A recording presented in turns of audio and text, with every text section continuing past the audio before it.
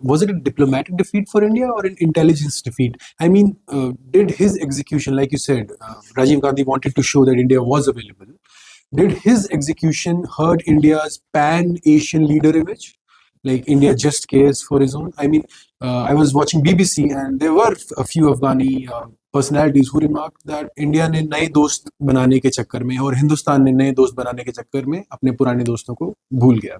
So, and with now Hasina's debacle in Bangladesh, do you think there's, I mean, God forbid, no hanging and all, but do you think another Najibullah in our playground? I mean, the situation was very close to that scenario, right? I mean, on 5th August, had Sheikh Hasina not been evacuated in the way that she was, anything could have happened. I mean, because in the heat of the moment, the kind of mob that we saw, I think everybody wanted to avoid a very, very nasty period, end to that government, which was It was a chaos. It was a chaotic end.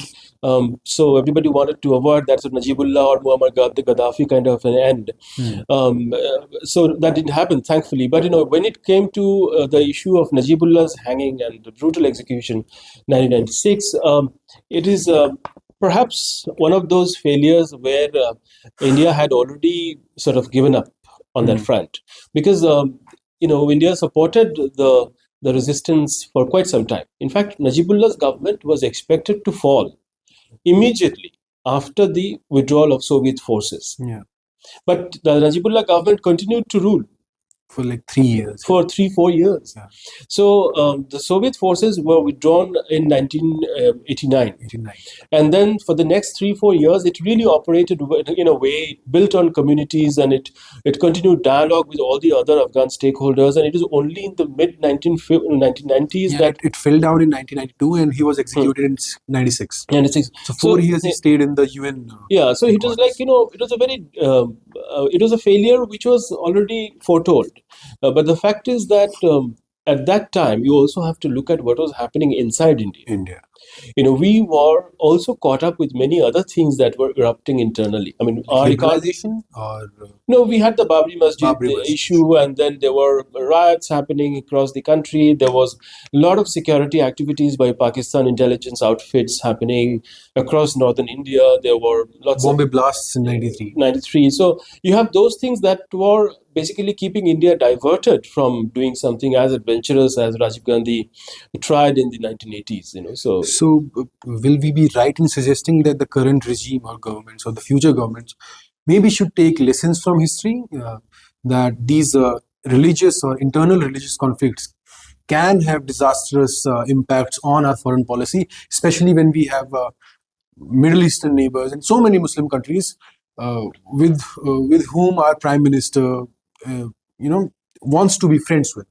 Well, it's something that we have to remember that India, as just now we discussed, India wanted to be the champion of decolonization. Yeah. India wanted to be the leader of decolonized world. India wanted to be available for crisis solving and crisis and giving solution to conflicts. Mm-hmm. India was actually looked upon as an example. Yes. India is even today is viewed as one of the leading countries in global South. So as you know, even Prime Minister Modi has been holding these global South summits, including inviting lots of these countries from Africa and Latin America and other parts of the world. The issue that I'm trying to make is that when India is looked up to, so therefore we have to be mindful of the fact that they are also watching Indian domestic developments.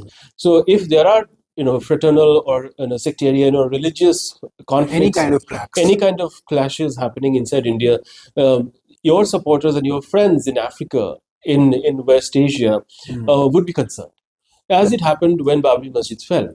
When Babri Masjid was demolished, there was a lot of concern in the Arab capitals, and Narasimha Rao had to send his ambassadors and special envoys to these capitals like Damascus and Saudi Arabia and other countries, where then they addressed their concerns, and they said whatever diplomatic language had to be used to convey that everything was all right back in India. Because even today, when you talk to African leaders or African diplomats, they often will tell you, what is India going to do on climate change?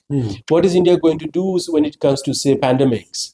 Because what India will do will set the agenda for a country like, say, Congo or a country like Nigeria will also look up to India's activities on the front of, say, immunization, in the front of IT. These are developing Or narratives. even our booming Automobile industry. So they look up to India. So if India behaves responsibly, it really sends a very unfortunate message to them, because then they become confused. Not isolated. They become isolated, confused, and they, in that sense, may end up going back to the colonial centers and asking for Or the suggestions. new colonial centers, Yeah. China. Of course, because wherever the directions come from, they would turn to that, because there is a vacuum. So the idea and the solution for this sort of a situation lies in the fact that India should stay on the course of being India, the light of the decolonized world, and thereby provide the leadership that these countries of Latin America, Africa, West Asia, Southeast Asia deserve and need from time to time.